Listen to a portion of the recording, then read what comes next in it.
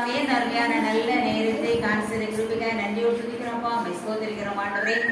மீண்டுமாக கூட கர்த்தாவே ஆண்டவரே இந்த இடத்துல வந்து உடைய நாமத்தை ஆண்டவரை மகிமைப்படுத்த உதவி செய்து துதிக்கிறோம்.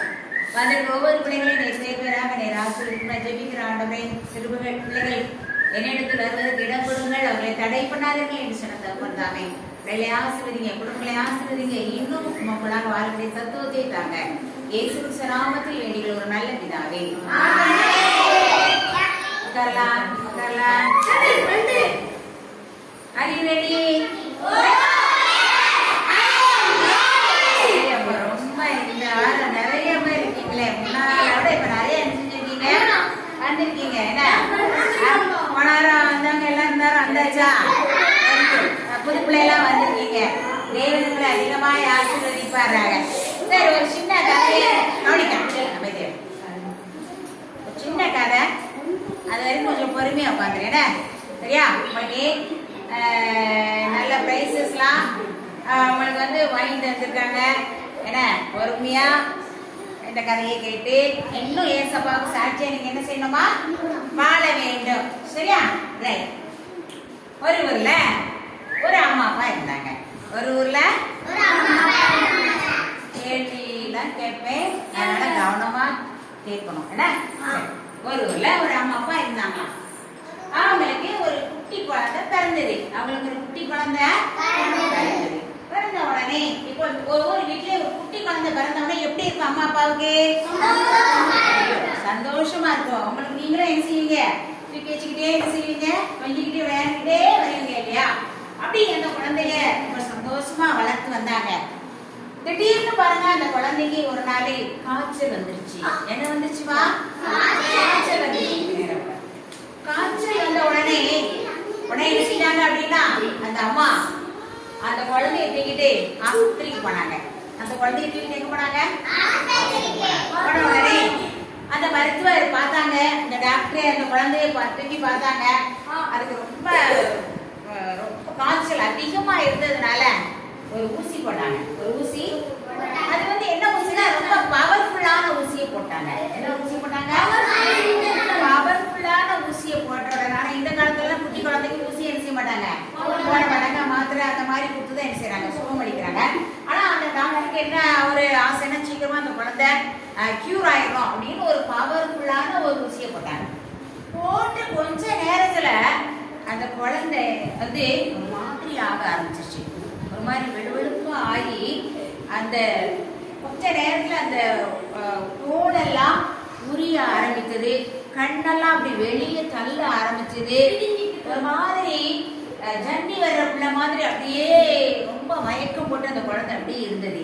அந்த அம்மாவுக்கு ரொம்ப வேதனையா இருந்தது. ஐயோ, ஊசி போட்டு கொஞ்ச நேரத்துல இப்படி ஆயிடுச்சே அப்படின்னு சொல்லி அந்த தாய் வந்து இன்னும் நிறைய மருத்துவத்தை கொண்டுட்டு போனாங்க. ஒரு மருத்துவத்தை கொண்டு போனாங்க, என்னால பார்க்க முடியாதுமா, நீ வேற இடத்துக்கு கொண்டு போங்க அப்படின்ட்டாங்க.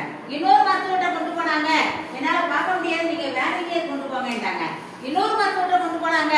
அந்த டாக்டர் சொன்னாரு, ஏமா இனி உன் குழந்தை பிழைக்காது, இனி உன் குழந்தை பிழைக்காது, அதை பேசாம அடக்கம் பண்றதுக்கு என்ன வழியோ அதை பாருங்க.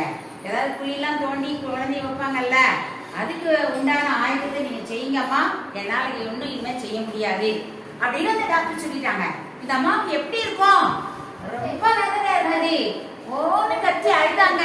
அந்த அம்மா ரொம்ப ஓன்னு கத்தி அடிச்சுட்டாங்க, அழுதாங்க. ஒவ்வொரு தாயும் ஒரு குழந்தைய பெற்று எடுக்கிறதுக்கு ரொம்ப கஷ்டப்பட்டு என்ன செய்வாங்க, பெற்று எடுக்காங்க. அந்த அம்மா ரொம்ப அழுதாங்க. ஆனா அந்த அம்மா நல்ல ஒரு ஏசப்பா மேல பக்தி உள்ள குழந்தை தாயாக இருந்தாங்க. ஏசப்பா மேல பக்தி உள்ள தாயாக இருந்தாங்க. உடனே வேகமா வீட்டுக்கு ஓடி வந்தாங்க. நடு வீட்டுல அந்த நடு ரூம்ல அந்த குழந்தைய அப்படியே போட்டாங்க. அந்த குழந்தையோட உடல் எப்படியே செத்த மாதிரி தான் கிடக்கு, ஒண்ணுமே இல்லை, உடம்புல என்ன இல்லை, அப்படியே மயக்க நிலையில அது கிடக்குது. அதை அப்படியே போட்டுட்டு அந்த அம்மா என்ன செஞ்சாங்க, ஓன்னு அழுதாங்க.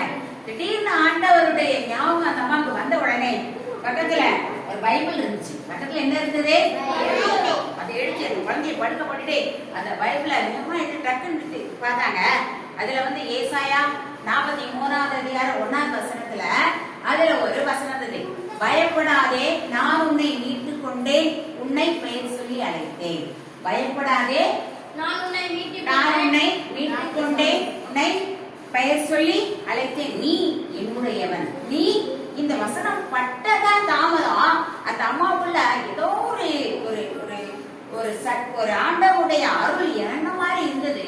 ஆண்டவரே, இந்த வார்த்தை உண்மையானால், இந்த வார்த்தை உண்மையானால் இப்பொழுது என் குழந்தைக்கு என்ன தரும், நீங்க சுகத்தை தர வேண்டும். அப்படியே முழங்கால் படிட்டு அப்படியே தேவனை நோக்கி கதறினாங்க. 10 நிமிஷம் ஆண்டவர் வந்து பேசிட்டாங்க.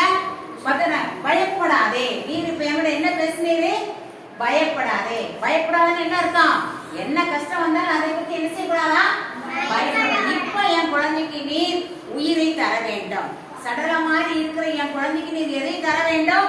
உயிரை தர வேண்டும். இந்த வசனத்தை நான் அப்படியே நம்புகிறேன். நான் அப்படியே என்ன செய்கிறேன்? நம்புகிறேன் சொல்லி அந்த வேதாகமத்தை இறுக்கி பிடித்தவங்களா குழந்தைய முன்னால படுக்க போட்டு அப்படியே உங்க ஒரு 10 நிமிஷம் ஜெபம் பண்ணாங்க. 10 நிமிஷம் இருந்தாங்க. ஏசப்பா, என் குழந்தைக்கு கண்டிப்பாக நம்ம உயிர் தரணும், நீ கண்டிப்பா தந்தே ஆகணும். உடைய வார்த்தைகள் வல்லமை உள்ளது. உடைய வார்த்தைகள் என்ன இருக்குது? வல்லமை இருக்கிறது. பயப்படாதே என்று சொல்லி இருக்கிறேன். உன்னை மீட்டுக் கொண்டேன் என்று சொல்லி இருக்கிறேன். உன்னை பெயர் சொல்லி அழைத்தேன் என்று சொல்லி இருக்கிறேன். நீ என்னுடையவள் என்று சொல்லி இருக்கிறேன். நீ என்னுடையவள் அப்படின்னா இயேசுவோடைய பிள்ளைகளுக்கு கஷ்டம் என்ன வந்தாலும் உடனே தேவன் நிச்சயம் நமக்கு அந்த கஷ்டத்துல இருந்து விடுதலை கொடுக்க வேண்டாம் அப்படின்னு சொல்லி ஜெபம் பண்ணி அப்படியே குடிச்சு கண்ணை திறக்காங்க. அந்த குழந்தை லேசா அசைஞ்சு அப்படி கண்ணை திறந்தது. ஹல்லேலூயா. அந்த குழந்தை அசைந்து அப்படியே கண்ணை திறக்க ஆரம்பிச்சது. அப்படியே தும்மல் போட ஆரம்பிச்சது. அப்படியே கொஞ்சம் கொஞ்சமா கை காலை ஆட்ட ஆரம்பித்தது.